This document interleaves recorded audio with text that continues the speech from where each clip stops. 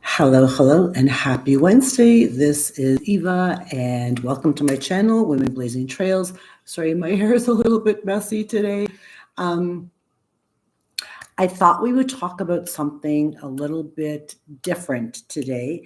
I did a video a couple of weeks ago. Now it's about 3 weeks ago now about so the video was the 10 brutal truths of life over 60.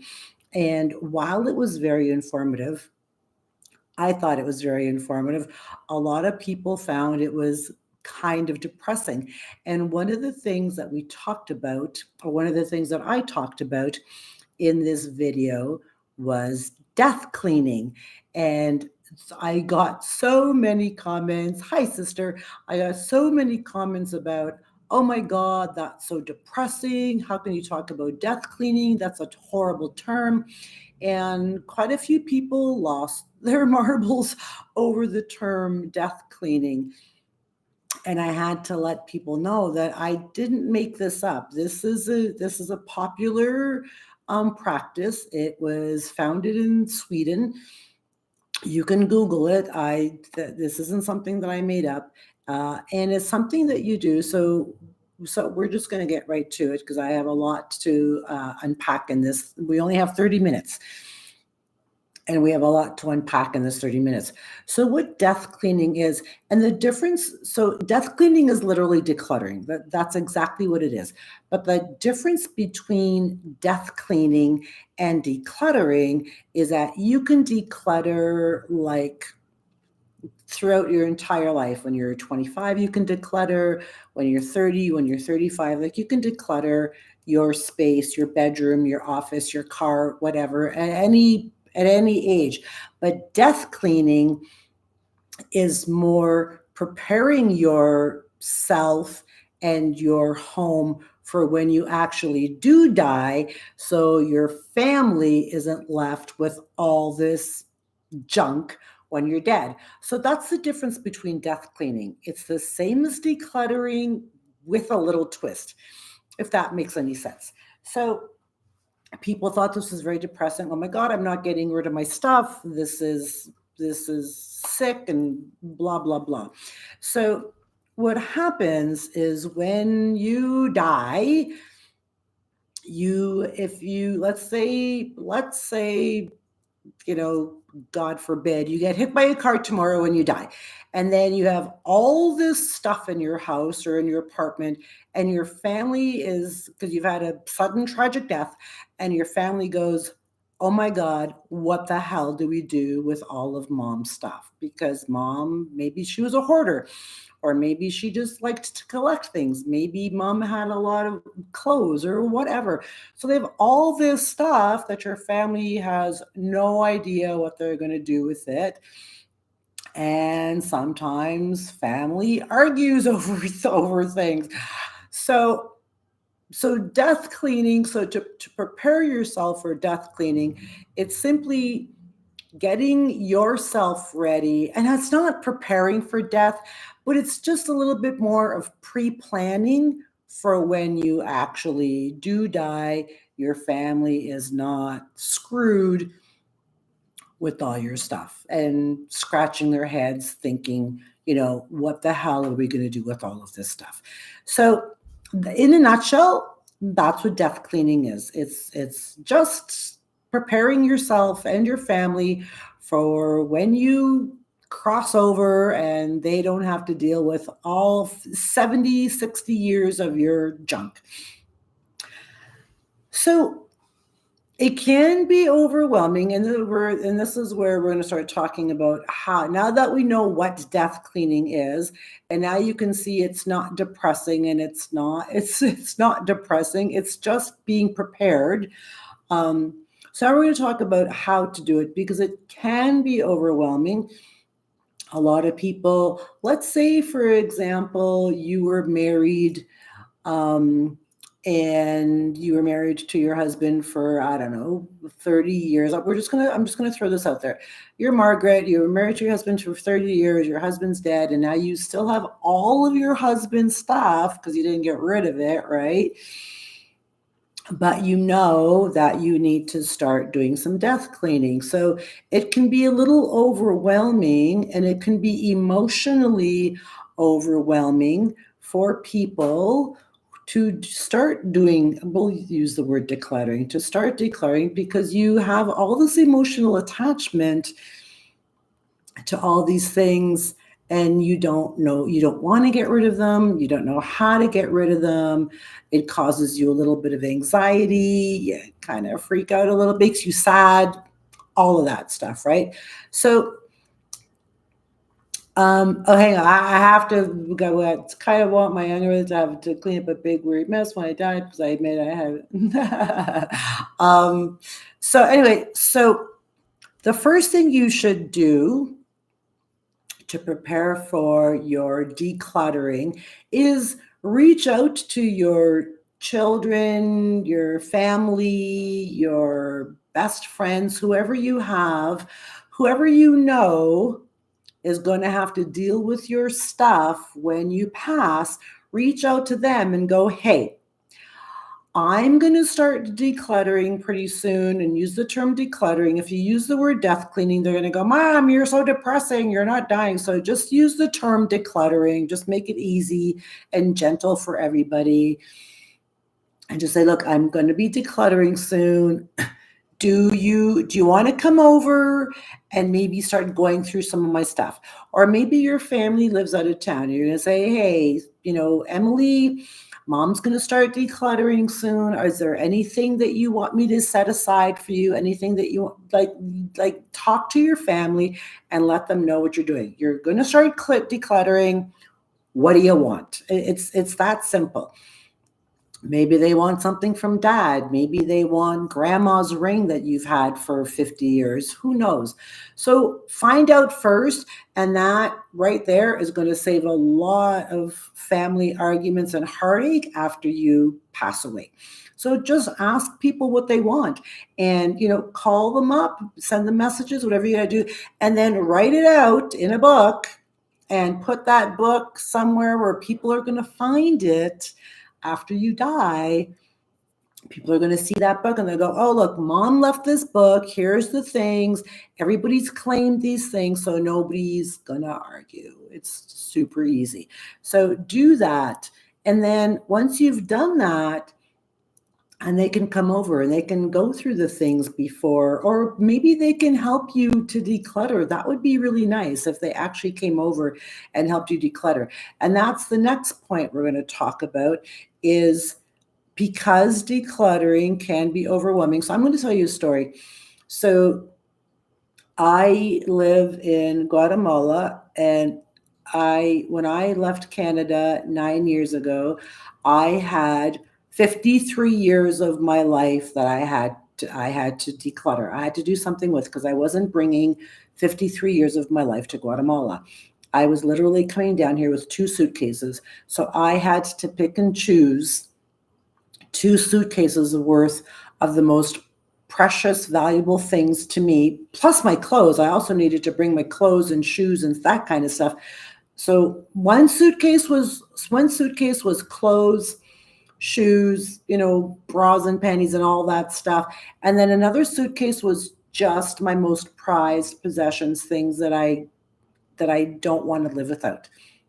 So I had to go through 53 years of my things and go, okay, what do I want to keep and what can go? So that was it was very hard to do. And I did do it by myself, obviously. It was very hard to do, but it was something that I knew that I know that I needed to do.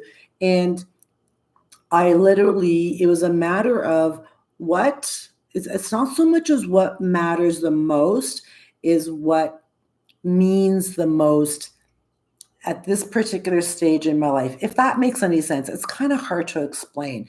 So when you're decluttering and when you're going through that, you need to, okay, what can I absolutely get rid of and not know that in 5 years I'm going to be, oh shit, I wish I didn't give away that ring, or I knew I shouldn't have given away Aunt Betty's portrait, or whatever the case may be. So you have to put it into perspective. Like, if I give away this mug that's been in the family for 75 years, if I give away this mug, how's it going to make me feel in 5 years, 10 years if I'm still alive? Am I going to regret it? Am I going to feel horrible about it? Or am I going to feel okay about it? Like, it's okay. I'm okay with giving away that mug that's been in the family for 75 years. How are you going to feel about it? So it can be quite, depending on how much stuff you have. And I hope you don't have like a shit ton of stuff, but depending on what kind of stuff you have, it's going to take you some time to go through each room, each closet, each shelf, whatever the case may be. 1 second, time for tea. Tea.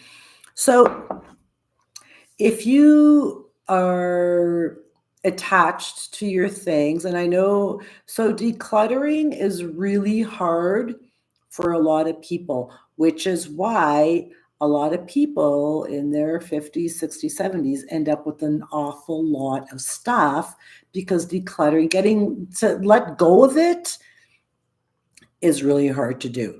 So the first step I want to share with you when it comes to decluttering your stuff is call a friend over, like call somebody to come and be with you when you're doing it, like support, like get a friend or a close family member, but somebody that you really connect with, that is, compassionate and kind and empathetic, maybe has a good sense of humor, like that kind of, like, you want somebody by your side that's also reasonable, that isn't going to be like, no, no, Susan, just keep it. You don't have to declutter that. Like somebody who's going to be your voice of reason as well when you're going through your stuff. So call a friend. This is your first tip, is call somebody, could be a family member, and say, hey, you know what? I really need to declutter. It's getting time. I have to start downsizing or whatever. And it's going to be very emotionally hard for me or draining. Or can you come over with me, even for the first day that you do? Can you come over and can you spend an hour with me? I'll bake some cookies. We'll have tea. We'll smoke weed, whatever you do, and just be with me for the first hour to just help me get through this. And I'm sure whoever you call isn't going to say no. Like nobody's going to say no to that. People want to help. And another thing that I want to stress is, and this is something that's really, really important, is a lot of times we don't like to ask people for help. I don't want to bother anybody. Everybody's busy, or I don't want to disturb, or I don't want to be that person. People don't know that you need help unless you call them and tell them you need help, because we're not mind readers. Nobody knows. You have to verbally, hello, this is Eva. I really need help. Can you help me? And you know what? People love to help. People genuinely do love to help. They do. People aren't going to say, no, I don't want to help you. I hate you, or whatever. People aren't going to do that. People are going to be, yes, I can help you. What's a good time? When's a good day? So first thing is reach out to somebody and say, hey, I need to declutter. Can you come over and be my emotional support person while I do this, and my voice of reason? And they're going to say yes. Choose a time, choose a day, put that on your calendar. And I want you to put that on your calendar like you would a doctor's appointment. You're not going to miss a doctor's appointment, because you know how important it is. So you're going to put this on your calendar, and you're not going to miss this appointment, because it is an important appointment. So you're going to set a date on the calendar. You're going to call. Susan's coming over. Susan's going to come and help you. She's going to get there, and you're going to start. So here's tip number 2. When Susan has something in my eye that's really driving me crazy. So when Susan gets there, you're probably going to dilly dally. You're not, let's go sit in the living room and let's go talk. So Susan, you need to find that person who's going to go, Emily or Margaret. No, Margaret, I'm here for an hour and we are going to declutter. So let's just get to it. You need that person. You need that that responsible person, because you're going to be irresponsible during this. You're not going to want to do this. You're going to put up a fight. You're going to, you're going to do whatever. You're going to come up with all these excuses. So you need to find a responsible person that's going to take you by the hand and go, come on, Margaret, we're going to go into the bedroom now. I only have an hour here and we're going to start doing this. So once you start, so find a room, and I only want you to set the clock for an hour. That's it. Just do an hour. That's all you got to do. And you're going to want to stop at 15 minutes. Once you get in there, you're going to start feeling overwhelmed. You just need to breathe through that. You're going to get through it and you're going to be okay, because decluttering can be emotionally stressful. It really can. So set the timer, and you're going to pick a room. Let's say maybe you have like a spare bedroom. Oh, the spare bedroom is usually the room that's got all the junk in it, because it's a spare bedroom and nobody goes in there. The door stays closed and the closet is jam-packed full of shit. So you and Susan are going to go into the spare bedroom. That's going to be your first room. So you're going to pick the first room that is where most of your junk is. That's the first room you're going to pick. You're going to go in there, and I want you to go in. You can go in, you're going to bring a garbage bag with you. You're going to bring some boxes with you. Maybe if you have like those plastic Tupperware bins for things that you want to keep. Boxes, you're going to bring cardboard boxes for things that you're actually going to donate. And you're going to bring garbage bags for things that can actually go in the garbage, because probably a lot of your stuff can go in the garbage. I can't tell you how much shit I threw in the garbage when I was packing my stuff to come down to Guatemala. A lot of my stuff went in the garbage because it was just garbage. Nobody would want it. It was just shitty old garbage. So go into that room with your friend Susan, bring your tools, garbage bags, cardboard boxes, and plastic Tupperware containers. Or maybe you can have like nicer boxes for the things that you want to keep. So get a black magic marker and write on those boxes, these are the things this is a keep box. On the other boxes, you're going to be, this is the donate box. And then your garbage bags, which is just garbage. That's stuff that's just going in the garbage. So you sit down in this room with Susan, and you're like, all right, timer set, let's go. And you're just going to, and you only have an hour. That's all. Start in the closet. You can start with the dresser. You can start wherever you need to start in that room. And you're going to go through you have to go through things one by one, right? So maybe so this is where it gets a little tricky. So maybe you found a picture of great grandma from 1918. I don't know. Oh, this picture's been in the family for years, blah, blah, blah. Everybody, the kids might want it. So this is where it gets a little. So that picture has been sitting in this room for 50 years. The kids don't want it. Nobody wants this effing picture. You've been hanging on to this picture for all these years. It doesn't mean anything to anybody. Nobody wants it. And this is where your friend Susan is going to be your voice of reason. And she's going to say, Margaret, nobody wants that picture. It's okay.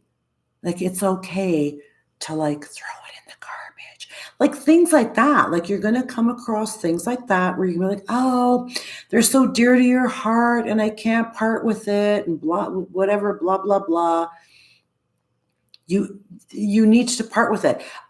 9 times out of 10, the things that have been sitting in this room have been in that room for 25 years and they have dust and cobwebs on them. Nobody has looked at these things for 25 years. Nobody cares about them. Nobody's looked at them. Nobody wants them. So put them aside. Put them in those green garbage bags. You can put all that stuff that nobody's looked at for 25 effing years. Put all that stuff over in the garbage bag section. Now remember, You've already asked your children. You have a list. That was the first thing you did. Ask your kids and your family and friends, do you want anything, right? So they've already made claims, staked claim to a lot of these things. Maybe some of your kids still have to come over and go through some stuff. I'm pretty sure they don't want that 70-year-old picture of great grandma Betty. I'm pretty sure they don't. So you're going to go through piece by piece. It's going to be hard, and you're going to come across some things that you probably haven't seen in a really long time. And you go, oh my God, this beautiful painting I haven't seen in 17 years. I can't believe it's here. And it's been there for you haven't seen it in 17 years. It's been there for who knows how long. Nobody wants it. Is it worth anything? Maybe it's worth something. Find out. Put it on the we're going to investigate. Make a little we're going to investigate pile. Little being the key word here. You're going to make a little let's investigate deeper pile. Maybe that picture is worth something. Who knows? But you need to not get attached to every single thing you pick up. You have to be reasonable and realize that a lot of the stuff that you have had it for a really long time and nobody wants it. It's been there. Nobody. Trust me on this. Nobody wants it. Nobody wants it. Once your hour is done, you can, pat yourself on the back, give your friend Susan a nice big hug. And then so you're going to you have a donate pile. You can, whatever you have in that donate pile, you can bring to women's homeless shelters, or women's shelters where there's shelters for women who have been abused, domestic violence, and they're in shelters, and they have to start their lives over with nothing. You can donate a lot of your stuff to shelters like that. I don't even know what they're called. Women abuse shelters. No, women. I don't know. Sorry, I'm sure there's a name for it. The name I can't think of it right now. You can donate some of your stuff to homeless shelters. You can bring your stuff to like Goodwill or Value Village or all those secondhand stores. Like that donate pile, you can physically bring that stuff somewhere because somebody could use whatever is in that donate. It could be clothes. If there's clothes in there, maybe clothes from your deceased husband or wife or whatever. You can donate those clothes. Like, nobody wants them. What are you hanging on to them for? And I understand there's a lot of emotional value there, but domestic violence shelters, thanks. I couldn't think of the name. But you can donate all these things. So you have your garbage pile. That pile, you're going to take that bag and you're going to throw it right outside, right out in the garbage. You don't hang on to it. Don't keep it. Don't just throw it out. Your donate pile, you're going to take that pile to whatever shelter or organization wants your stuff. And then you have a keep pile. So you've already did an hour. You've accomplished a lot. Pat yourself on the back because it was super hard to do that. And then I want you to, maybe in a week, or maybe depending on how you feel, and maybe you feel really emotional and you're distraught and if this was very hard for you and you're going to cry, and that's okay. You're going to do all that, but you're not done. You still have to keep doing this, and it's going to get easier every time you do this. I promise it's going to get easier. Or maybe, it will get easier because you're going to realize that getting rid of all of this stuff is going to make you feel freer. Like you're going to feel like a weight is lifted off your shoulder almost. So here's a little FYI for you. Hang on, tea time. Here's a little FYI for you about clutter. So clutter is, and this comes from my feng shui background. So clutter is toxic energy that is, it's negative and it's toxic and it clutters your life and it actually affects your emotional and mental health. And that may sound weird to you, but I swear to God, I am not making this up. That's exactly what clutter does. So, as you're death cleaning or decluttering, I had to throw that term in. As you're clearing out all the clutter, you're going to feel a lot better, and you're going to notice your stress level is probably going to like reduce. Your mental health is going to feel better. Like you're probably just going to feel lighter, and you're going to feel freer, and you might even feel a little bit happier. You might. I'm just putting that out there. You might feel all those things. So, yes, sorry, I'm just going to jump into the comments for 1 second. Patricia, animal shelters definitely will take bedding and sheets. Stains and holes are okay. Yeah, so animal shelters will take if you have towels, bedding, all that kind of stuff. And domestic violence shelters will take, oh no, clothes or toiletry. Will take some things if you have I don't know, maybe like for a lot of women who are starting up, in apartments, dishes, that's another thing that like kitchen stuff, pots and pans. They'll take stuff like that because women are starting their new lives in their new apartment and they have nothing. So they will take stuff like that. That I know for sure. Thanks for that, Patricia. So anyway, so you've done your first hour, it's done, it's over with. So I want you to set an appointment with Susan. If Susan wants to come back, maybe you drove Susan crazy and she doesn't want to come back. Find somebody else. Then if Susan doesn't want to come back, call one of your kids, because they're going to have to come over and go through stuff to see what they want and what they don't want as well. So call up one of your kids, and I want you to make another appointment for your next decluttering session. And pardon me, and I want you to do this once a week. That's not a lot, 1 hour. The first time was 1 hour. Maybe the second time you can do an hour and a half. Or maybe the second time you might feel good to do 2 hours. But I want you to do this once a week with somebody.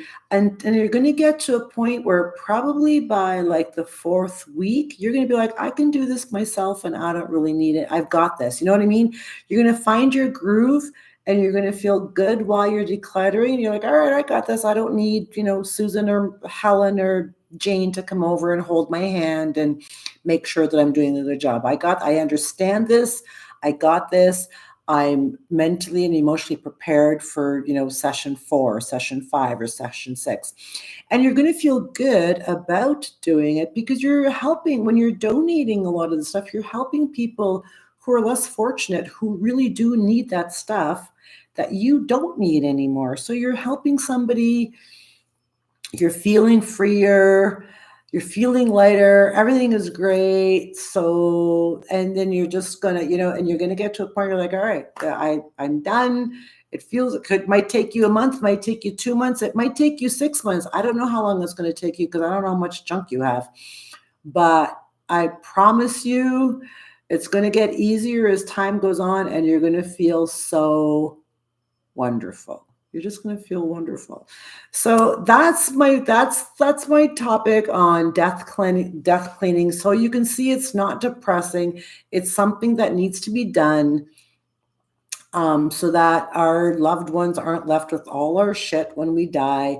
And there's a little bit more order if you have a bunch of stuff that everybody knows, Sally wanted this, Jane wanted that, John wanted this. It's all going to be in order, so there's not going to be any fighting, and that kind of stuff. So that's it. That's all I got for you guys. I hope you enjoyed this live. I hope you have a better understanding and appreciation for what death cleaning is and how it can improve your life and your family's life after you've passed on. So that's all I got for you. Don't forget, I do upload videos every week on Sundays over on my channel, Women Blazing Trails. I hope you enjoyed this. If I didn't introduce myself at the beginning, my name is Eva. I don't know why I forget to introduce myself. Hi, my name is Eva. Anyway, I will catch y'all back here. We are going live every Wednesday at 6 p.m. CST. So if you want to join me for weekly lives, we're here every Wednesday, and every Wednesday it's a different topic. I might do some random beauty or anti-aging DIY beauty things. Who knows? We might talk about traveling. They're just going to be very different lives every Wednesday. So I hope you join me every Wednesday at 6 p.m. And don't forget to thank you, sister. Don't forget to like and subscribe and share and all that good stuff. I forget to do that. Thank you for reminding me. That's it. I hope you all have a wonderful evening, and I'll catch y'all back here again next Wednesday for next Wednesday's live. See you later.